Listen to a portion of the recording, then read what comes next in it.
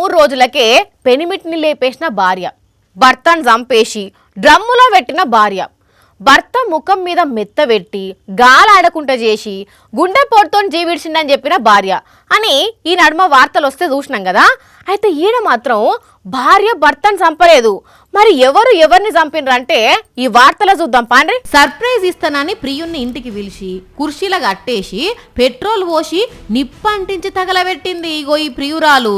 అగ చూడుండ్రుల్లా మళ్ళా ఏం తెలవనట్టు నేనేం చేయలేదన్నట్టు ఫేస్ పెట్టి ఎట్లొచ్చి పోలీసు వాళ్ళ జీబులో కూర్చున్నదో.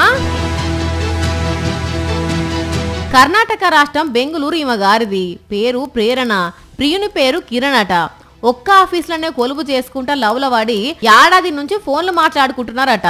మరి ఈ నడుమ ఏమైందో ఏమో గాని కిరణ్ సరిగ్గా మాట్లాడకుండేసరికి కోపం పెంచుకొని సర్ప్రైజ్ ఇస్తానని మాయమాటలు చెప్పి ఇంటికి పిలిచి అసలు మనిషే లేకుండా చేసింది. ముందుగాల నాకేం తెలియదు, ఆయనే పెట్రోల్ పోసుకొని జీవిడ్చిండని చెప్పిందట. కానీ అక్కడ సీన్ చూసి పోలీసులు గట్టిగా విచారణ చేస్తే అప్పుడు అసలు విషయం చెప్పిందట.